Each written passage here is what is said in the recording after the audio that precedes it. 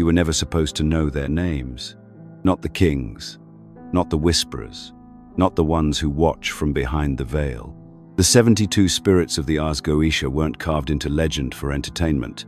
They were warnings, codes, keys to a hidden architecture of power most will never dare to touch. These entities have been demonized, feared, erased, and misunderstood for centuries, not because they are evil, but because they are powerful. They reflect what society once buried: your shadow, your desire, your fear, your potential. What if they aren't monsters, but mirrors? What if they weren't meant to be summoned, but understood? You've been told this is superstition, folklore, madness, but you're here, listening. That alone means something. This isn't just a list of demons. This is a map of the unseen self, a breakdown of ancient intelligence encoded in myth, magic, and mystery. The deeper you go, the more you'll see. This knowledge was never meant to be forgotten. The ARS Goetia isn't chaos.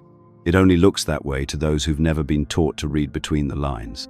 Behind the terrifying sigils and obscure names lies a structure as precise and deliberate as any empire's ruling class.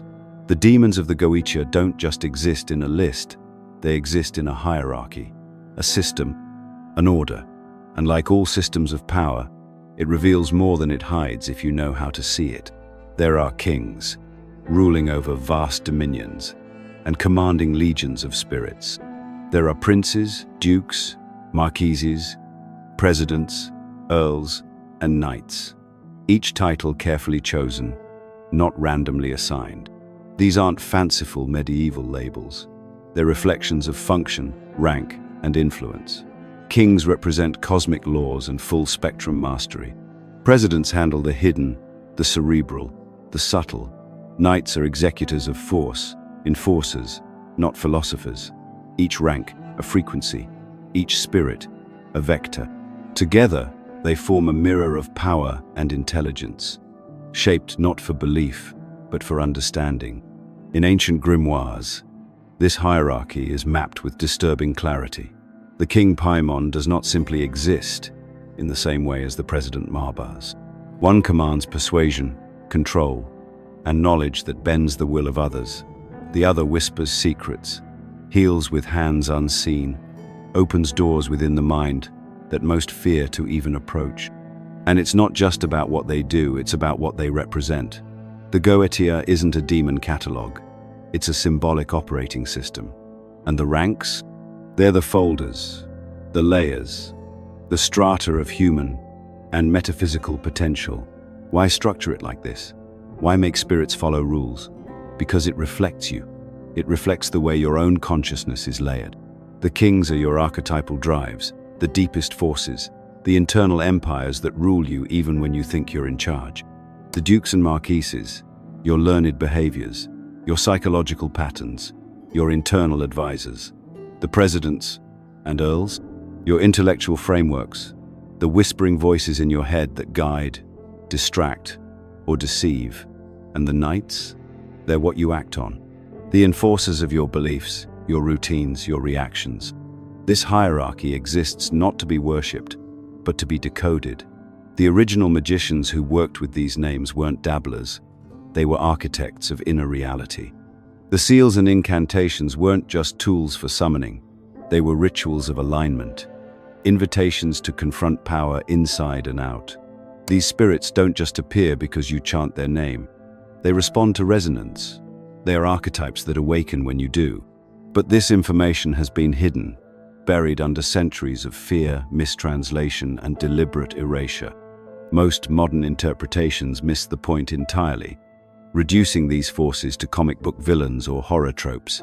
That's not what the Goetia is. That's what they want you to believe, so you'll stay away. Some of the more dangerous truths about this system are too volatile to speak openly here. That's why we created the free Insights Academy newsletter, where we go deeper into the things YouTube won't allow. Use the link in the description, enter your email, and you'll also receive a free copy of the Kybalion, but only for a limited time. Because here's what they never told you. This isn't just a book of demons, it's a psychological map. And once you learn to read it, you stop being afraid. You stop chasing fantasy and start unlocking patterns. The seal of a demon isn't just a symbol of its power, it's a visual riddle, a sigil that speaks directly to your subconscious. It bypasses logic. It doesn't ask for permission. And when it clicks, something inside you shifts. Something ancient, something forgotten. The hierarchy was never about creating an order of monsters. It was about creating a symbolic system that maps the internal and the eternal. You weren't supposed to know that. You were supposed to fear it, ignore it, call it nonsense. But now you see it for what it is. Not a pantheon of evil, but a language of power. And like any language, the more you speak it, the more you understand yourself. If the hierarchy is the skeleton of the Goetia, then the demons themselves are its living organs, each with a function, each symbolic of a force within or around you. These aren't just names etched into ancient paper. They're concepts you've felt but never understood, energies you've encountered in moments of obsession, insight, fear, or ambition. To reduce them to cartoonish villains is to miss their deeper message entirely. The demons of the Goetia are not random, they are deliberate, and each one reveals something uncomfortable, something buried, something true. Take Marbus, often depicted as a lion who becomes a wise man. His domain is truth, healing, and the revealing of what's hidden, physically, mentally, and spiritually. When Marbus shows up, what he offers isn't peace, but clarity. He heals by exposing, by uncovering. He teaches mechanical arts and crafts, but symbolically, he represents the architecture of inner knowledge, the blueprints buried beneath your everyday awareness. People seek him for secrets, but what he reveals is often what they've worked hardest to avoid. Then there's Bua, a name you've likely never heard unless you've gone looking. Appearing as a wheel of limbs, Bua represents the endless cycle of thought, learning, and regeneration. He teaches philosophy, logic, and medicine, but the medicine is never without side effects. His wisdom demands discipline. Those who invoke his influence don't walk away healed and whole. They walk away obsessed with learning, consumed by the need to understand everything. That's the price of his gift, not peace, but pursuit. Botis slithers in next, a serpent with a forked tongue who becomes a humanoid with razor teeth. He brings reconciliation and reveals betrayals past, present, and future. But his whispers aren't neutral. His knowledge sows doubt. He brings people back together, but always with strings attached. He reveals the truth, but then leaves you to wonder what to do with it. His domain is duality, and once you hear him speak, you start questioning what's real in every relationship you have. Then comes Morax, the bull-headed scholar of the stars, astronomy, liberal sciences, and herbal knowledge all his domain. But what Morax offers isn't just intellectualit's cosmic. He unlocks the patterns that govern everything, from the rotation of the planets to the cycles of your own mind. His wisdom can drive you deeper into understanding or further into existential paralysis, depending on what you do with it. The sky doesn't just teach you direction, it also shows you how small you are. Glacia Labolas, the winged hound, brings a different kind of energy charisma, wrapped in chaos. He teaches all arts and sciences, makes people love you, even protects you in conflict, but he also incites bloodshed, sowing destruction under the guise of knowledge. He offers absolute mastery, but his influence is intoxicating. You don't summon Glacia to be comforted, you summon him to become dangerous. He's a reminder that brilliance can just as easily become a weapon. Then there's Foras, who walks the line between sage and charlatan. He teaches logic and ethics, offers invisibility and eloquence, but he's a manipulator at heart. His gifts make you persuasive, maybe too persuasive. Those who work with Foras often find themselves wondering if they're speaking truth or simply learning how to bend it. And finally, there's Paimon, king, teacher, ruler, one of the most well-known spirits in the Goetia, and with good reason. He governs knowledge, influence, and hidden wisdom. His presence is commanding, regal, and magnetic. Those who connect with him often do so not just to learn, but to lead. But here's the secret they never tell you. Paimon doesn't give you power. He reveals whether you are ready to hold it in the first place. His domain isn't flattery, it's discipline. If you come with false intent, he will show you just how hollow your ambition really is. These are not demons in the Sunday school sense of the word. These are archetypes, symbols that carry layers of meaning across time and cultures. They are mirrors, not monsters. And each one represents a question you've probably asked yourself in the quiet moments of life. What is truth? Who can I trust? How much knowledge is too much? How far am I willing to go to be understood? What would I sacrifice to be in control? You don't need to summon them in the literal sense to feel their influence. Every time you crave clarity, Maba stirs. Every time you chase mastery, Bua whispers. When you feel the urge to confront betrayal, Botis steps forward. These spirits are not outside of you. They are patterns, impulses, energies. The more you try to ignore them, the more they twist into shadow. But if you confront them, understand them, integrate them, then they become tools. Then they become guides. This is why the Goetia was never meant for the masses. It's too honest. It doesn't coddle. It doesn't flatter. It forces you to see yourself, not the polished surface, but the hidden layers underneath. That's where the demons live. Not in fire and brimstone, but in the thoughts you've refused to think. The demons of the Goetia are not chaos. They are order misunderstood. Not monsters, but masks. Not devils, but distilled forces archetypes clothed in shadow because humanity wasn't ready to look them in the eye. If you strip away the fear, the Hollywood cliches, and the dogmatic distortions, you're left with something far more uncomfortable. The possibility that these spirits aren't external enemies at all. They're parts of us. They're parts of you. Every single one of the 72 is a container for a universal human 4C desire: wrath, manipulation, courage, intellect, madness, healing, seduction, clarity. They don't operate like angels or saints. They don't offer comfort, nor do they pretend to be moral. They reflect what you hide, and they teach through experience, not obedience. They are the shadow side of evolution, the initiators of transformation through trial, not through grace. When Carl Jung spoke of the shadow, he described the parts of ourselves we repress, instincts, impulses, urges we've been taught to fear or deny.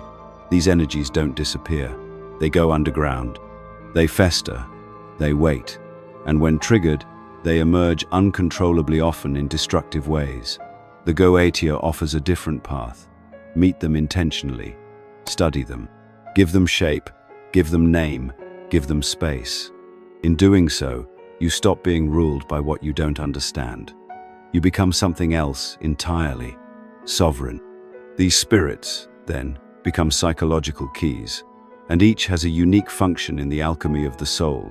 Some break you open, others stitch you back together, some whisper, some roar, but all of them challenge the same illusion that you are fully in control of yourself.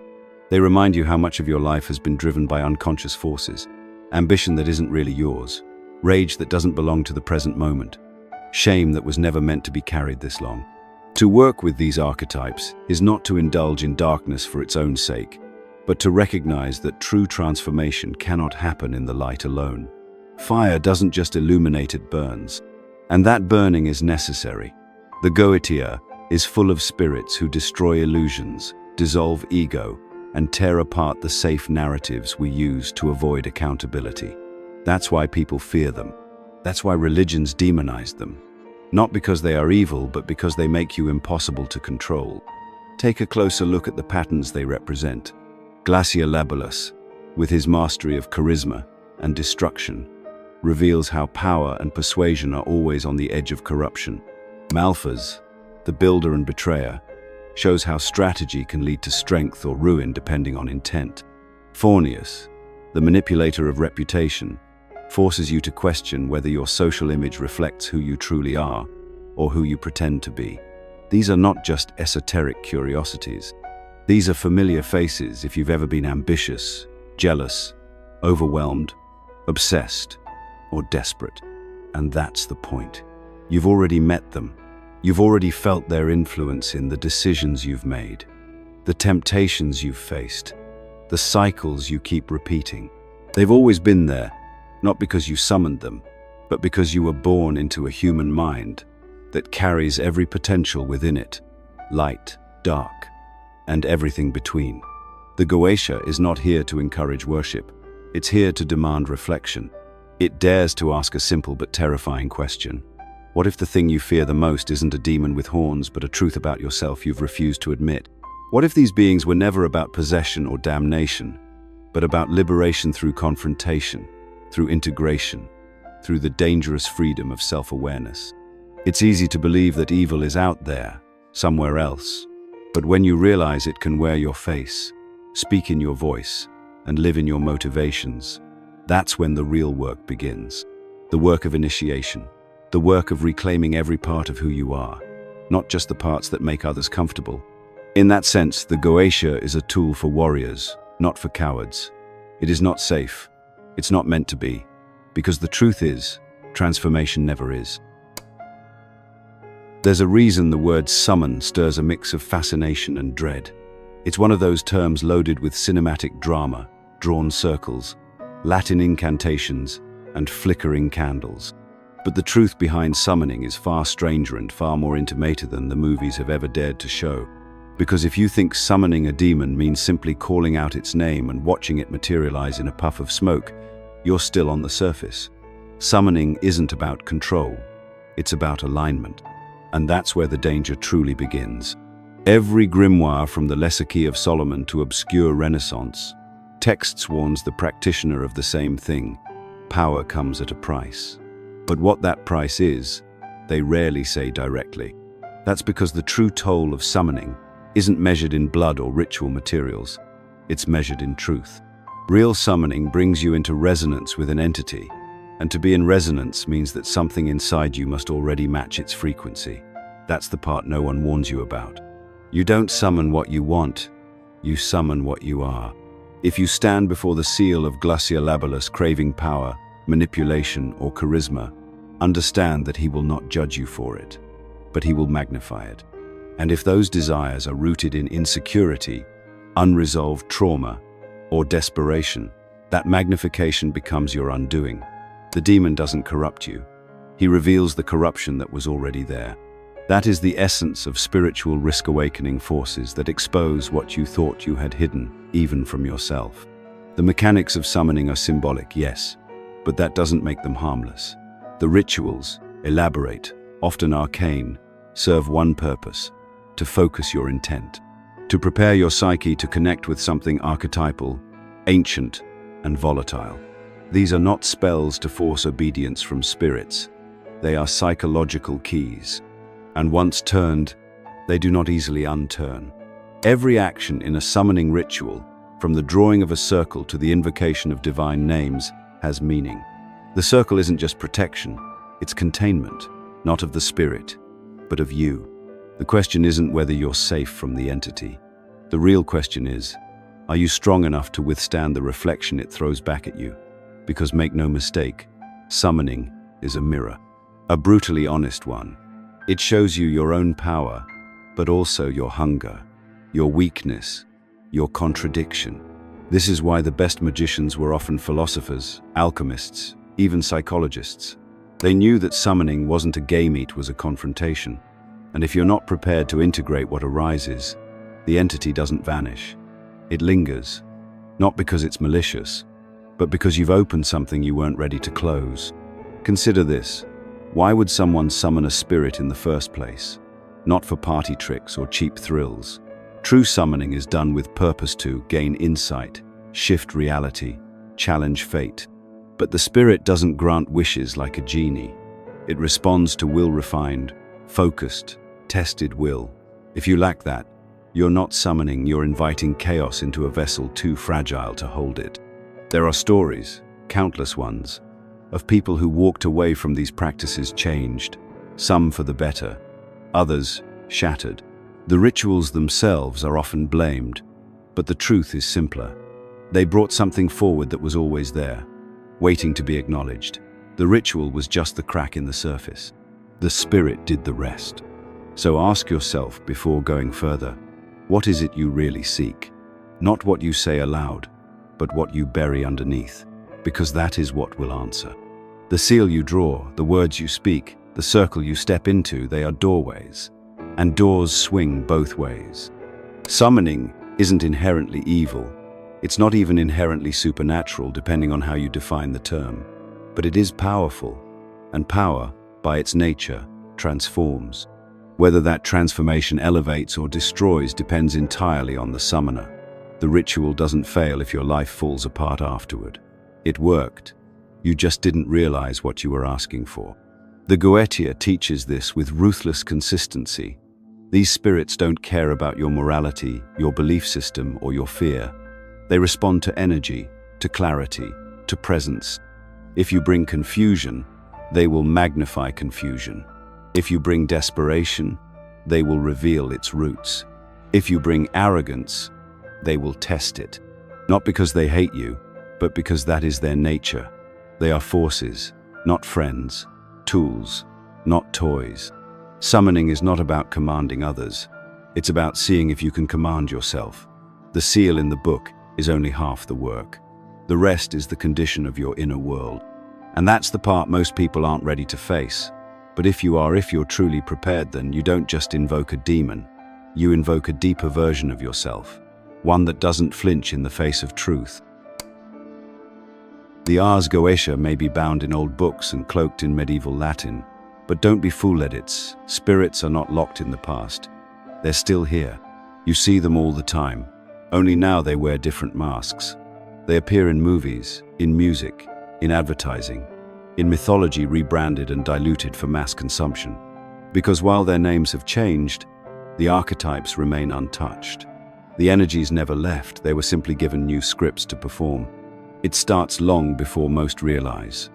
As children, we're drawn to stories of villains, rebels, outcasts, and misfits. Often, those characters carry the traits of Goetic spirit's unapologetic power, charisma, intellect, rebellion, and raw desire. But instead of being presented as mentors or reflections of inner complexity, they're vilified, made monstrous, turned into warnings. And so we internalize the message. Everything powerful that cannot be controlled must be feared. This cultural conditioning isn't new. Long before the Lesser Key of Solomon gave these spirits their now iconic seals and titles, their energies were known across ancient civilizations. The Sumerians had their pantheon of complex, morally ambiguous gods and spirits. The Egyptians spoke of beings like Thoth and set forces of wisdom, chaos, transformation. In Greece, deities like Hades, Hermes, and Hecate governed realms the modern world calls dark, but the ancients called necessary. Many of the Goetic spirits are echoes of these older archetypes, fractured and demonized by later religious filters. As Christianity and other institutional religions expanded their influence, the older gods and spirits had to be dealt with. And what better way to neutralize ancient knowledge than to brand it evil? What couldn't be absorbed into the dominant mythos was cast out. But nothing truly powerful can be erased, it only hides. So those spirits took refuge in folklore, in shadows, in fiction. Today, you'll find Glacia Labalus in the charming anti-hero who seduces and destroys. You'll see Paimon in the mastermind strategist who pulls strings behind the curtain. Malphas becomes the architect of great empires and greater betrayals. Phornius walks in the suave manipulator who commands every room. These spirits play roles in our modern myths because they never stopped being relevant. They've just adapted, and it goes deeper than characters. Think about how entertainment is structured. Power is rarely portrayed as something clean. It's either saintly and unattainable or corrupt and destructive. The message, don't pursue it. It's dangerous. And the ones who do pursue it, they either fall or are portrayed as villains. That's not by accident. It's part of the same cultural software that warns you away from knowledge that doesn't come pre-approved. Even the idea of the deal with the devil trope is a warped echo of Goetic summoning. The pop culture version always ends in disaster, because it has to. If it didn't, people might begin to wonder, what knowledge was buried with those stories? What truths were locked behind symbols and sigils? What potential did those characters represent before they were turned into monsters. The truth is, modern media is saturated with goetic energy, whether the creators realize it or not. Art doesn't lie. It reflects. And if you start paying attention, you'll see the patterns repeating, shifting, adapting. The stories that grip us most are often the ones that walk the edge between order and chaos, control and surrender, light and shadow. Why? Because they resonate with something primal. Something inside us that recognizes those spirits not as external threats, but as inner possibilities. You've been engaging with goetic forces your whole life. You've rooted for them, feared them, imitated them. You've watched their stories unfold on screens and stages. And yet, until now, you may not have seen them for what they were. That's the genius of cultural disguise. When something is too dangerous to be erased, it's diluted instead, transformed into entertainment, declawed, made safe. But the archetypes never lose their teeth. They just wait for someone who knows how to look deeper. This is why the Goetia survives. Not because of dusty books or ritual circles, but because it taps into something elemental, an intelligence that doesn't care about your religion, your politics, or your upbringing. It speaks through symbols, patterns, myth, and story. And once you see it, you can't unsee it. So the next time you find yourself moved by a villain who speaks the truth no one else will say, or a character who embraces chaos to reveal hidden order, pay attention. You might be witnessing a mask worn by a spirit far older than the script it's been handed. The names may change, but the essence remains. And the more you become aware of it, the more you begin to reclaim a language you didn't know you were fluent in. The question haunts every discussion around the Goetia, whether whispered by curious occultists or skeptics in denial. Are these spirits real? And the truth is, it depends on what you mean by real. Because if you're searching for physical entities with horns and glowing eyes, you're already lost in someone else's myth. But if you're willing to ask deeper questions about mind, energy, consciousness, and perception, then the answer gets far more interesting and far more uncomfortable. The Goetia is a riddle. On the surface, it reads like a catalogue of spirits' names, descriptions, commands, seals. But underneath, it functions more like a psychological operating system. One layer is symbolic, another is energetic, and another yet is experiential. These demons are not one-dimensional beings waiting in some infernal waiting room for their turn to corrupt a soul.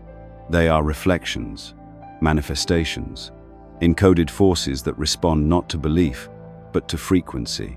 They are as real as fear, as real as obsession, as real as the moments that shatter your sense of control and make you question everything. Some people claim to see them, others feel them, many dream of them. But the Goetia does not depend on visibility, it depends on resonance. Like archetypes in a dream, they don't need to exist outside of you to be powerful. They act as catalysts, igniting change, revealing shadow, fracturing illusions.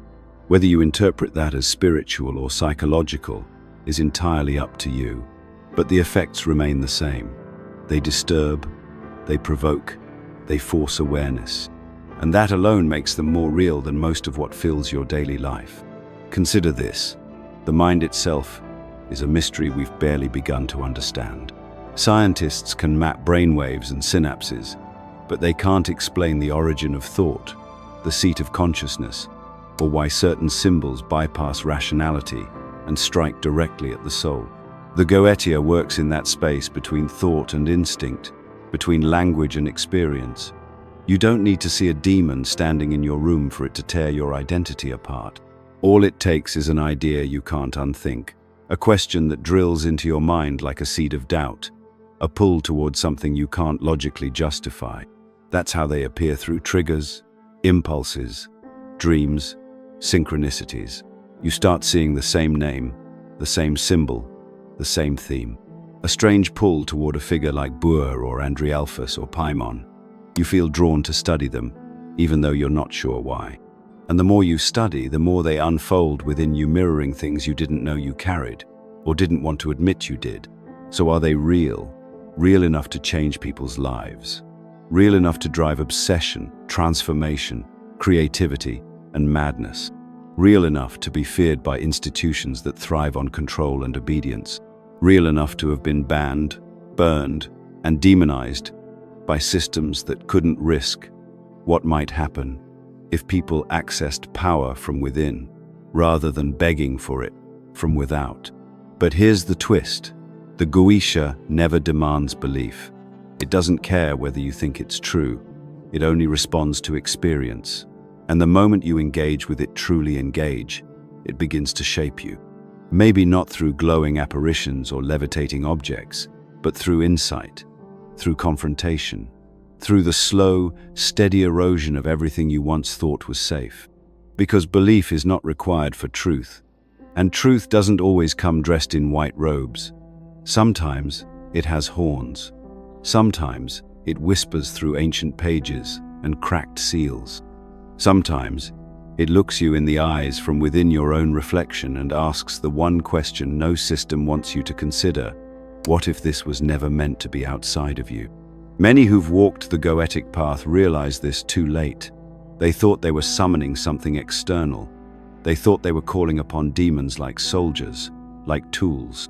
But in the end, they weren't raising spirits from the depths, they were descending into their own. That descent is not a punishment. It's a rite of passage, a confrontation with the unconscious, with the buried, with the parts of you society taught you to fear.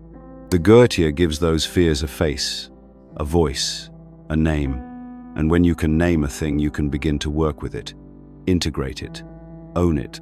So are they real? Maybe not in the way you were taught to define reality, but they're real enough to follow you into your dreams, real enough to challenge your worldview, real enough to demand the one thing that most of the modern world runs from: authentic transformation. Not through light, but through shadow. Not through comfort, but through confrontation. And if you're still watching this, it's because something in you already knows the answer. You just needed permission to believe it. By now, it should be clear, the Goetia isn't a spellbook. It's a mirror. Every sigil, every name, every disturbing description was never about external monsters, it was about you.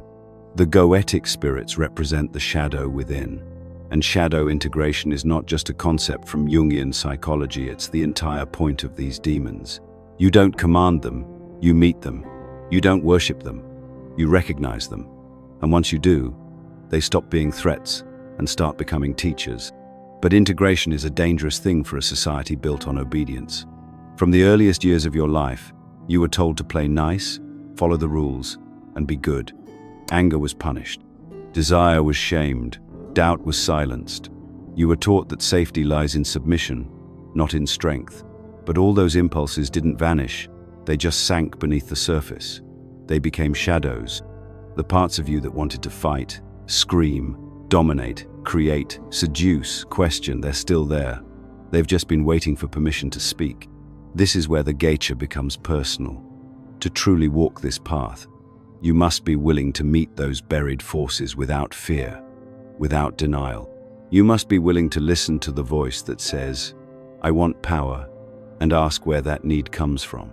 You must hear the whisper of jealousy, envy, wrath, lust, and instead of pushing it away, you study it, you name it, you trace its origin. And in doing so, you pull it out of the dark where it's been steering your life without your consent. That's the paradox.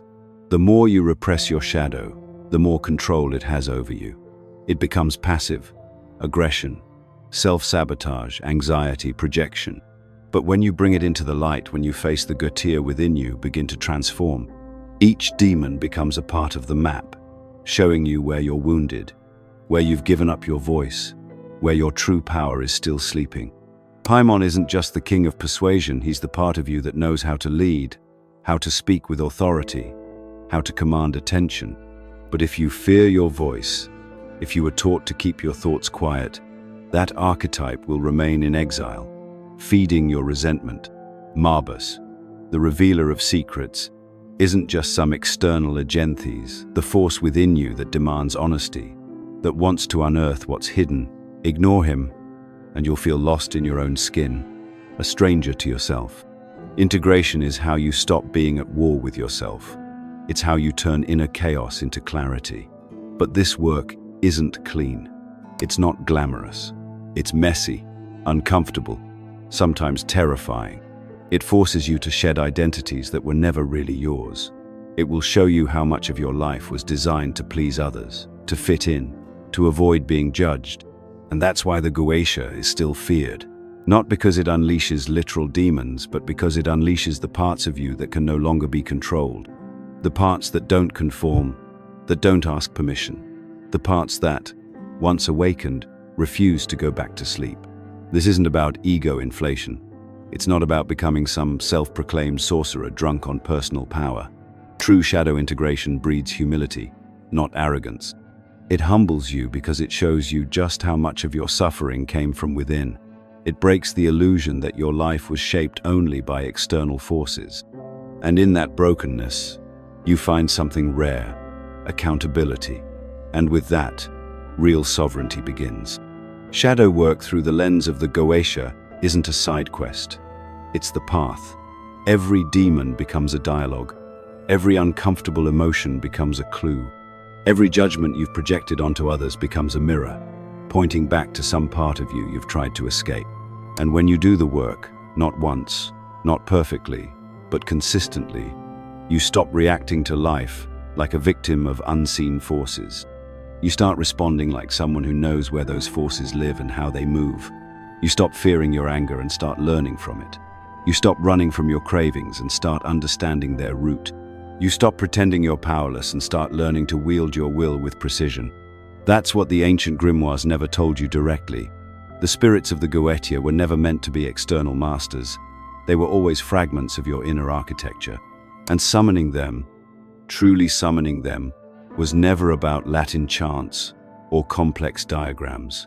It was about turning inward with open eyes, naming what you find, and learning to sit with it without judgment.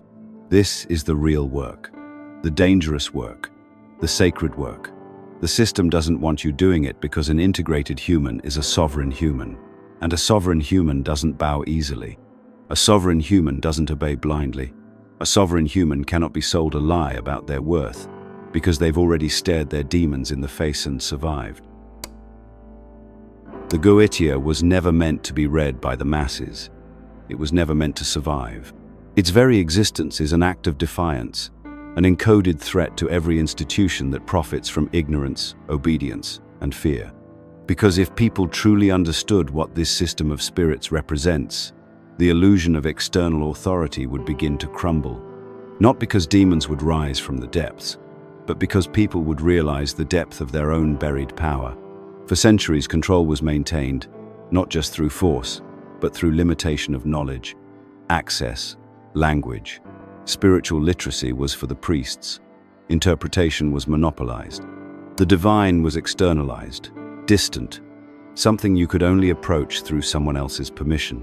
So what happens when a text emerges claiming that with the right will, the right understanding, and the right preparation, you can speak to the same spirits that whisper through myth and history, that you can bypass the gatekeepers entirely? They call it dangerous. They call it evil. But not because it leads to destruction, because it leads to independence. What frightens them isn't the demons. It's what the demons force you to question. Why is obedience always rewarded? Why is rebellion always demonized? Why does every system that claims to save you require your submission first? The Goetia, stripped of religious distortion, doesn't offer salvation. It offers awareness. And awareness isn't easy to control. Awareness asks questions. Awareness walks away from systems that don't serve it. You see, the real power of the Goetia lies in its refusal to choose sides. It doesn't tell you what to believe. It doesn't demand that you become anything. It offers you symbols, archetypes, patterns, and it dares you to do the dangerous thing. Think for yourself, and that's the threat. Not to your soul, but to the machine that survives on your unconscious compliance. That's why books like The Lesser Key of Solomon were pushed underground. Why practitioners were ridiculed, burned, exiled. Because these weren't just mystics. They were decentralizing power. They were taking it back from churches, from monarchies, from dogma. They were reclaiming the sacred and planting it inside the individual. They were saying, you don't need a priest to speak to the divine. You only need courage, discipline, and clarity. Even today, the pattern holds. Systems still work overtime to mock, marginalize, or monetize anything that leads to inner power. You're allowed to explore spirituality, but only the safe kind. The marketable kind. Tarot for fun, crystals for decor. Meditate, but don't look too deeply. Study energy, but don't question structure. Repeat mantras, but don't challenge your core beliefs. Because the moment you do, you leave the herd. And that's when the system stops protecting you, or starts coming after you. But here's the truth. Nothing worth knowing has ever been safe. The Goetia is not a toolkit for destruction. It's a blueprint for reclamation. It doesn't teach you to control others. It teaches you how to stop being controlled. And that is exactly what makes it dangerous to every institution that depends on you never asking why. Think about it. Who benefits from you never understanding your shadow? Who profits from you constantly seeking external validation, external salvation, and external answers? Who thrives when you're fragmented, ashamed of your power, and terrified of your own thoughts? The same forces that banned these texts, burned these symbols, and rewrote history to make the spirits into villains are the ones still trying to program your idea of what's good, what's safe, and what's possible. This is why the Goetia isn't just about ancient spirits. It's about modern slavery. Not chains and cells, but psychological servitude. You were taught to fear your own mind. And the Goetia dares to say, look again. Because once you see the pattern, once you realize how many truths were buried beneath fear-based programming, you can't go back. You stop asking for permission. You stop looking for approval. You start walking the path, not someone else's path, but your own. And that's when the shift begins. They tried to erase this knowledge not because it's false, but because it's too true. Because it's too close to the root of something they can't afford for you to understand. That the source of your transformation isn't out there. It never was. It's always been within you, sealed behind symbols, waiting to be remembered. If you've made it this far, you already know the truth can't be unseen. The moment you understand that the Goetia was never about devils, curses, or chaos, but about decoding the hidden self, something inside you shifts. And that shift is permanent. This isn't the kind of knowledge you walk away from. It's the kind that walks with you, the kind that follows you into your dreams, into your choices, into the quiet moments where you finally start asking questions no one else around you dares to say out loud. The 72 demons of the ARS Goetia were never here to enslave you. They were here to test you. They are not chains, they are keys. But every key has a price, and that price is truth. Not just the truth of history or occult knowledge, but personal truth. What parts of yourself have you locked away in shame? What power have you handed to others because you were too afraid to hold it? What did you sacrifice to fit in, to be accepted, to be good? Because that's the real lesson. You were never meant to be good. You were meant to be whole. And wholeness means claiming the light and the dark, the wisdom and the wounds, the rage and the grace. The Goetia doesn't offer you comfort.